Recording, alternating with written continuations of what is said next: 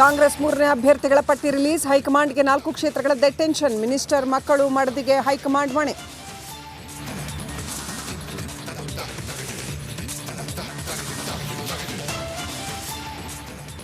ಇಂದು BJP 3 ಪಟ್ಟಿ ಬಿಡುಗಡೆ ಸಾಧ್ಯತೆ.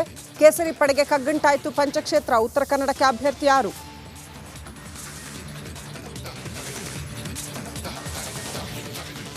ಮತಬೇಟೆಗೆ ಯದುವೀರ್ ಫುಲ್ ಆಕ್ಟಿವ್. ಭಾಗಮಂಡಲ ತ್ರಿವೇಣಿ ಸಂಗಮಕ್ಕೆ ಭೇಟಿ. ಮಾಜಿ ಸ್ಪೀಕರ್ ಬೋಪಯ್ಯ ಸಾಥ್.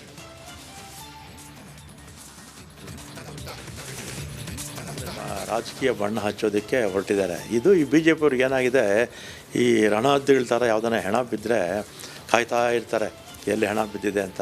ಸುಮ್ಮನೆ ರಾಜಕೀಯ ಬಣ್ಣ ಹಚ್ಚೋದಕ್ಕೆ ಹೊರಟಿದ್ದಾರೆ. ಇದು ಈ ಬಿ ಜೆ ಪಿ